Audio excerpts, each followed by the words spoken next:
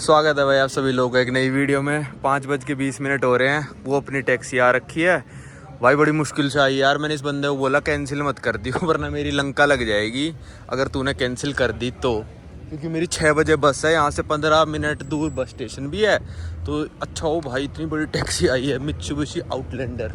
और देख लो भाई, यहाँ पे सुबह के 5:15 बजे यहाँ पे पार्टी चलने लग रही है भाई। यहाँ पे एयरपोर्ट और ट्रेन स्टेशन की तरह ये लगे रहते हैं। और अभी मेरी बस आ गई थी, इस पे लिखी हुई कंपनी भी आ गई थी पेन्ना करके, और कुरीतिबा भी लिखी आ गई थी, जो कि 6 बजे चलेगी। चलते हैं एक बार काउंटर पे और पूछ लेंगे कि हमको टिकट फिजिकली तो नहीं लेनी यहाँ पे दिखा के, या फिर मैं डायरेक्ट चला जाऊँ बस पे, क्योंकि वापस नहीं आ पाएंगे फिर।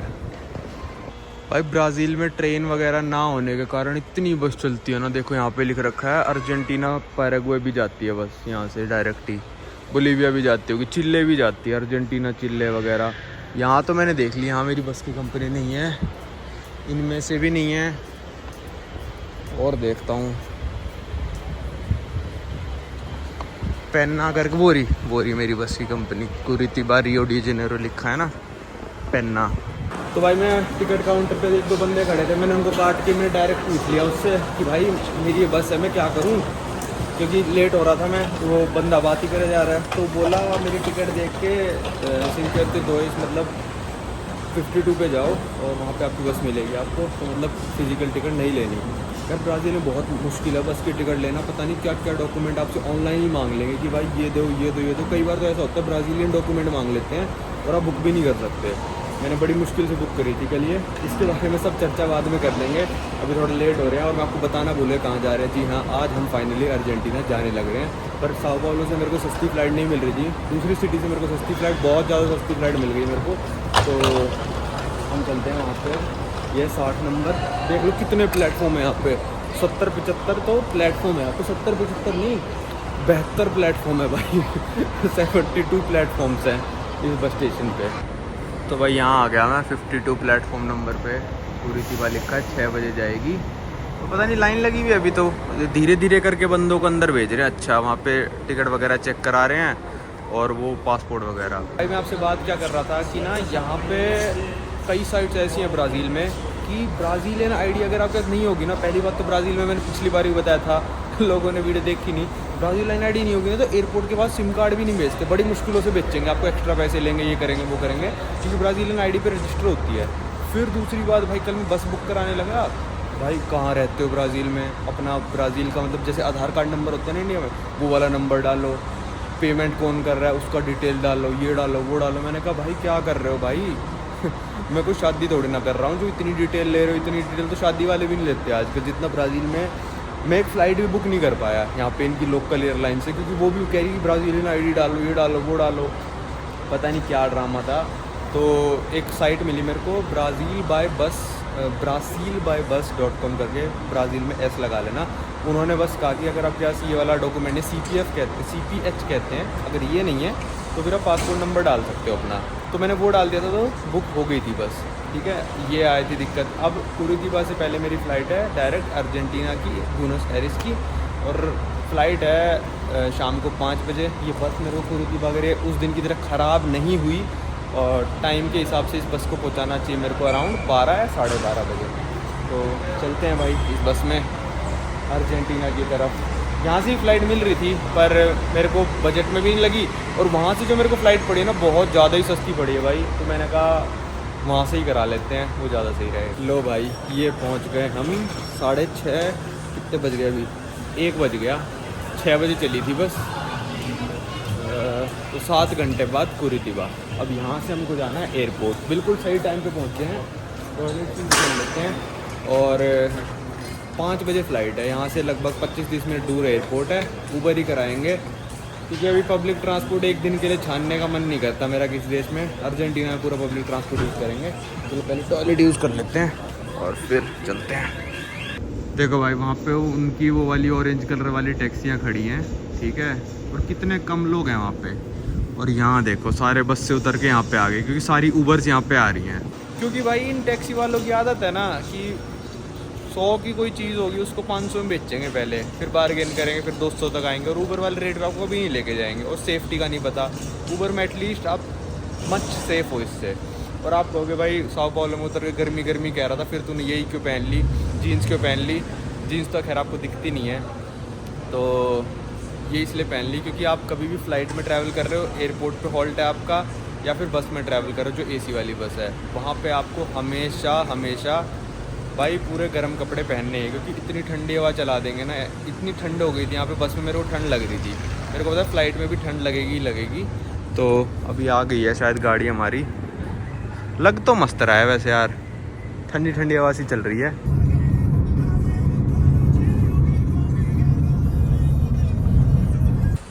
ये पहुंच गए भाई अपने एयरपोर्ट पे, और बड़ा ही छोटा सा एयरपोर्ट है देखना।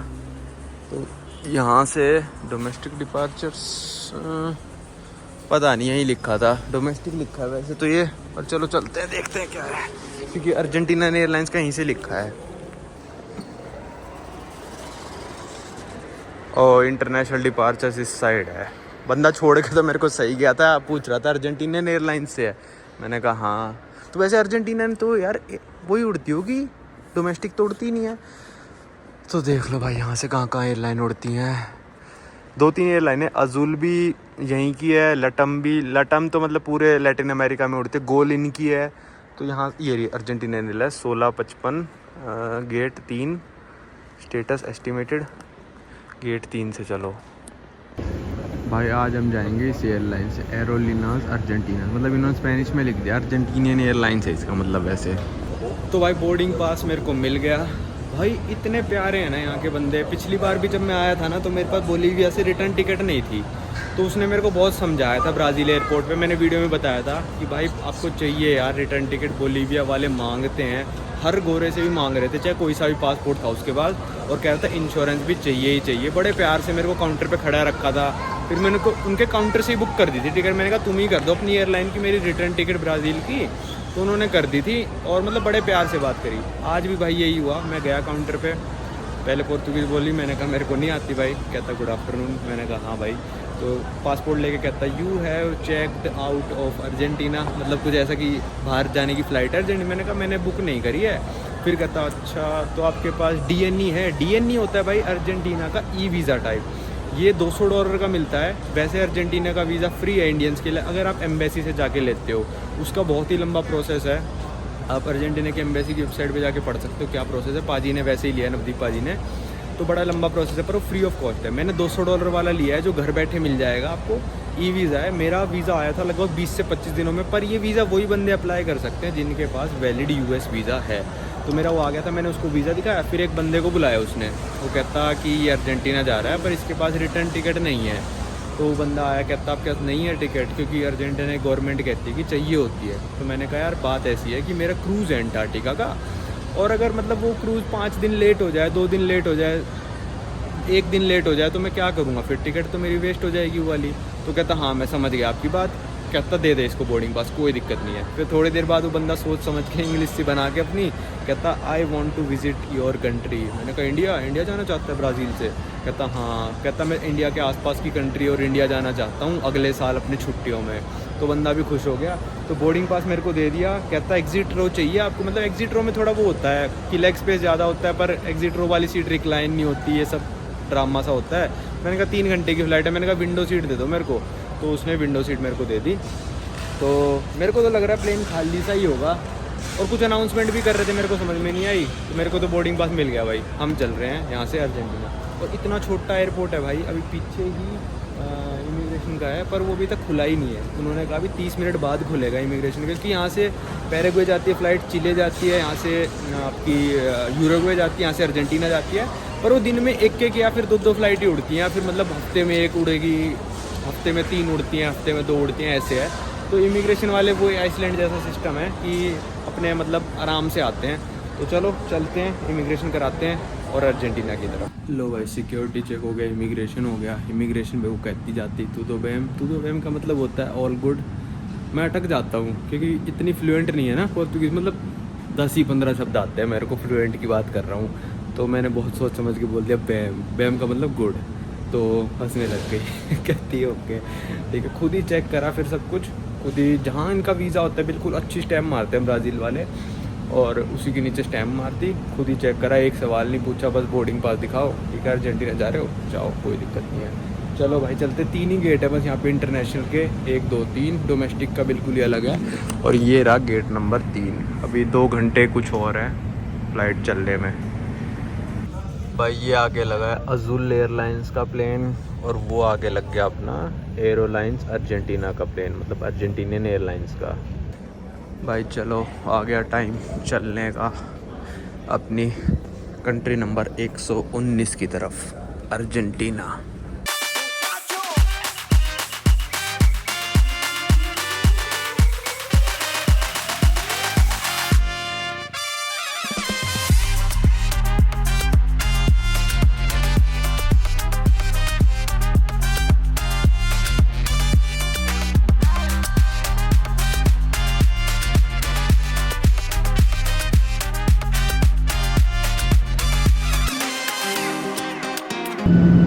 भाई यहाँ पे अर्जेंटीना में घर देखो ब्यूनस आयर्स में कैसे हैं, मतलब तालाब बना रखा है, लेक्स हैं और उनके चारों तरफ घर हैं। भाई ऐसा तो यार मैंने पहली बार देखा है। देखना सब जगह ऐसा ही है, सबके घरों के पास मतलब पानी है।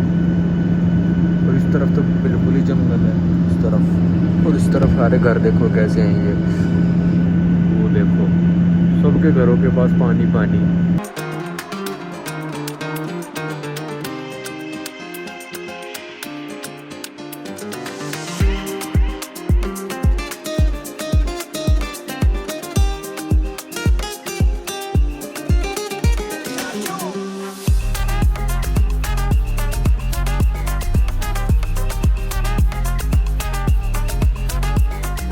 भाई इमिग्रेशन हो गया, मेरे से पूछा, मेरे पीछे इमिग्रेशन दिख रहा होगा आपको, मेरे से पूछा वीज़ा दिखाओ, कहाँ से आ रहे हो, मतलब मैंने बोर्डिंग पास नहीं दिया था तो इसलिए पूछा, वरना वो क्वेश्चन पूछता नहीं।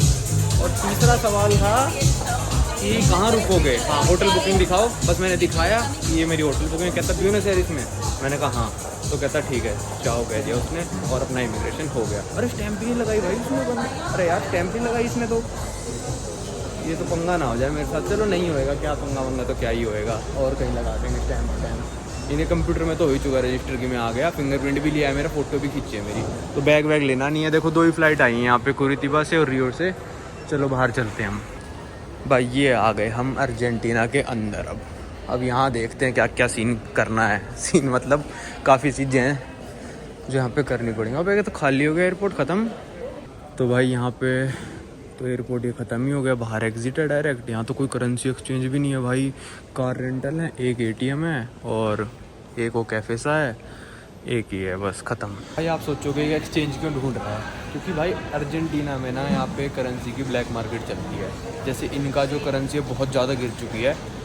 इनका पहले होता था $1 का, मतलब आज जो रेट बता रहा हूँ मैं, पहले तो $1 का शायद 10 पैसों 20 पैसों कुछ ऐसा भी रेट चलता था, पर आज की तारीख में $1 का रेट है 850 पैसों, जो कि ऑफिशियल रेट है। मगर एटीएम से निकलवाऊँगा उस रेट पे निकलेंगे। पर अगर आप ब्लैक मार्केट में एक्सचेंज कराओगे, जिसको ब्लू डॉलर कहते हैं, वो आप कराओगे तो आपको मिलेगा 1150 पैसों, 300 पैसों एक्स्ट्रा, ठीक है। तो अभी तो खैर यहाँ पे ऊबर आ जाएगी, मैं ऊबर को पे कर दूँगा, अपने कार्ड से ही पे कर दूँगा। हॉस्टल भी पहुँच जाऊँगा मैं, हॉस्टल वालों को भी कार्ड से पेमेंट करनी पड़ेगी, क्योंकि हॉस्टल वगैरह वाले बड़े शाणे हैं। वो कहेंगे भाई अर्जेंटीना पैसों में तो आप बुकिंग कर सकते हो ऑनलाइन, मैंने जो कर रखी है अर्जेंटीना पैसों में कर रखी है 10,000 पैसों, पर वो कहेंगे नहीं, हम लेंगे डॉलर के हिसाब से, $1 का मानेंगे हम 850, और 850 के हिसाब से हमको, ओ सॉरी 1150 के हिसाब से हमको पेमेंट दे।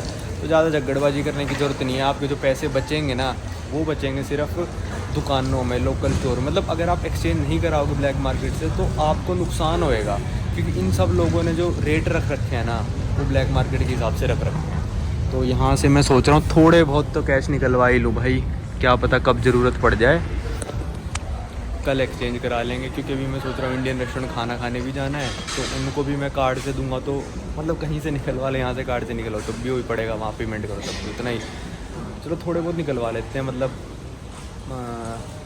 कितने निकलवाएँ, 5,000 रुपये के निकलवा लेते हैं। भाई देखो बात ये होती है कि इससे मैं निकलवा तो लूँगा, अब ये मेरे को देगा 850 के हिसाब से, ठीक है।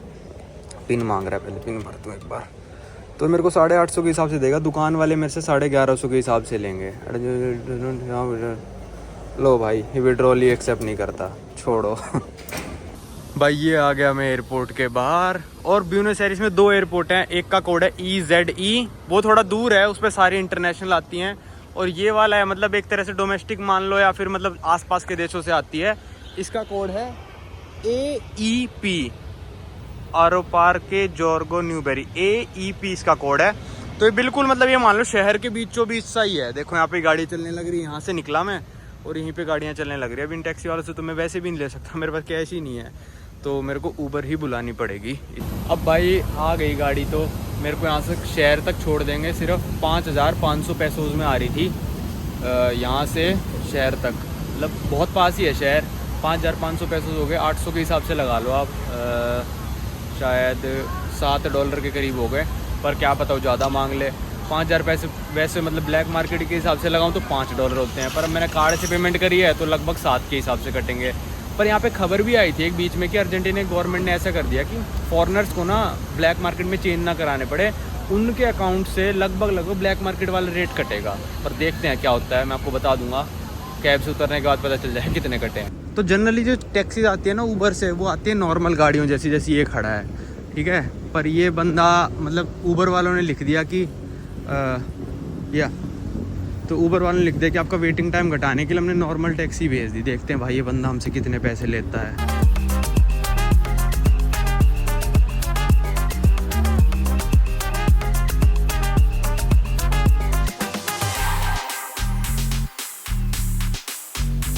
भाई टैक्सी वाले भाई ने यहाँ पे छोड़ दिया, और देख लो यार इनकी कंट्री में इतने करेंसी के क्राइसिस चल रहे हैं, फिर भी इसने कुछ भी मतलब ऐसे चूचपड़ नहीं करी कि मैं इस $1 के हिसाब से लूँगा, उस हिसाब से लूँगा। अब यार रेस्टोरेंट ढूंढना है, कहाँ पे है रेस्टोरेंट? वो रहा, दिल्ली मसाला मिल गया। तो अब देखते हैं कितने पैसे कटे हैं। 565 कटने चाहिए गूगल के हिसाब से, और अगर मतलब ब्लैक मार्केट के हिसाब से फिर तो भाई 400 ही कटने चाहिए। देखते हैं अभी कितना कटेगा। भाई अभी आ गया दिल्ली मसाला इंडियन रेस्टोरेंट का मेन्यू, और यहाँ पे आप रेट देख लो भाई, हर महीने चेंज होते हैं यहाँ पे रेट, क्योंकि हर महीने इनकी करेंसी गिर रही है। इसकी बात हम कभी और करेंगे, ठीक है। तो यहाँ देख लो, अगर मैं ब्लैक मार्केट के हिसाब से पे करूँगा तो ये पड़ेगा मेरे को भाई लगभग $5 का, पर मैं अभी कार्ड से पे करूँगा तो मेरे को लगभग पड़ेगा $8 या $9 का, 8 का ही पड़ेगा शायद। तो अभी मैं ज़्यादा भड़क नहीं ले रहा, कुछ मंगा लेते हैं और खा लेते हैं। भाई ये मंगा दिया खाना, इनके पास नान था नहीं, कह रहे टाइम लगेगा। मैंने कहा चावल ले आओ, कोई नहीं। ये आ गया अपना चिकन टिक्का मसाला, चावल और कोक मंगा ली थी, खाते हैं। तो भाई यहाँ पे खाना खा लिया, बिल आया 13,400 पैसों का। तो ब्लैक मार्केट में जो रेट चल रहा है मैं आपको बता देता हूँ सीधा सीधा। $1 का 1150 पैसों। एक साइट है bluedollar.com करके, वहाँ पे आप चेक कर सकते हो, और ऑफिशियल है 850 का, ठीक है भाई। तो यहाँ पे मैंने इनसे बोला कि यार मेरे पास कैश नहीं है, कार्ड से दूंगा तो मैं ज़्यादा कटेंगे। तो एक भाई दिल्ली से है यहाँ पे, तो बोले कि हम आपका $1 का नोट ले लेंगे, पर हम आपको रेट 1000 के हिसाब से देंगे। मैंने कहा 850 से तो वो भी ठीक है भाई। तो इनके पास खुले ही नहीं थे, 7500 तो मेरे को वापस देने। मैंने कहा कल परसों 3-4 दिन हूँ मैं यहाँ पे, आता रहूँगा तब एडजस्ट कर लेंगे, कोई दिक्कत वाली बात नहीं है। तो कल डॉलर एक्सचेंज कराने पड़ेंगे भाई, वरना यही कोई 900 का रेट दे देगा, कोई 1000 का दे देगा, कोई 1100 का दे देगा। अब हॉस्टल जाके देखते हैं कि वो हमसे कैसे पैसे लेते हैं। तो भाई कल वीडियो एंड करनी भूल गया था और हॉस्टल दिखाना भी भूल गया था। जब हॉस्टल में आया तो काफ़ी अच्छा माहौल लगा मेरे को, पर जब रूम में आया तो मेरे को थोड़ा अजीब सा माहौल लगा, क्योंकि प्राइवेसी वगैरह नहीं है। मतलब ब्राज़ील वाले हॉस्टल से कंपेयर करूँ तो ये बिल्कुल ही रूम बेकार है, टॉयलेट वगैरह सही है, रिसेप्शन वगैरह सब कुछ सही था। तो यहाँ पे मैं आया तो बोले कि आपको $1 में पेमेंट करनी है, पैसोज़ में करनी है। तो मैंने कहा पैसोज़ में बता दो कितनी है। मैंने जो बुक किया था 10,000 पैसोज़ आ रहा था, पर $12 आ रहा था कुछ। तो कहती 20,000 पैसों। मैंने कहा ये कौन सा हिसाब बन गया, तुम तो 1600 के हिसाब से ले रहे हो। तो मैंने कहा ठीक है $1 में करता हूँ। मैंने $20 का नोट दिया, मैंने कहा $12 देने पड़ेंगे $1 में दूंगा तो। कहते हाँ $12 देने पड़ेंगे। मैंने $20 का नोट दिया, कहती खुले नहीं है। मैंने कहा कोई नहीं, मैं एक्सटेंड करूँगा 1 दिन और। कहती ठीक है, तो $20 में आप 2 दिन रुक जाओ। मैंने कहा ये क्या चल रहा है। मैंने कहा ठीक है 2 दिन रुक जाऊँगा। तो मेरे को $10 पड़ गया। मैंने $20 का नोट दिया था, और मेरे को लग रहा है उसने 20,000 नहीं, उसने 12,000 का होगा, 20,000 नहीं का होगा, 12,000 का होगा। मेरे को सुनाई या तो 20,000 दिया, या फिर उसकी लैंग्वेज में उसने ऐसे मतलब ऐसा बोला। इनको पता नहीं होता ना, कई स्पेनिश लोगों को 20 और 12 मतलब थोड़ा उल्ट पुल्ट हो जाता है, जैसे हमसे भी हो जाता होगा। तो $10 में पड़ गया, मस्त एसी चल रहा है। पर थोड़ा सा मतलब ऐसे प्राइवेसी वगैरह वाला होता है तो उसमें मज़ा आता है। लॉकर वगैरह हैं, पर मैं ताला लेके आऊँगा आज या कल में। आज तो मैं ऐसे ही छुपा के चला गया था अपना बेड। तो भाई इस वीडियो को रखते हैं यहीं तक। अब आपको मिलेंगे अगली वीडियो में, जिसमें मैं आपको घुमाऊंगा अर्जेंटीना। पैसों की गड्डी आ चुकी है मेरे पास, ये सब आपको अगली वीडियो में पता चलेगा कहाँ से क्या लेके आ गया मैं। चलो इस वीडियो को रखते हैं यहीं तक, अब आपको मिलेंगे अगली वीडियो में।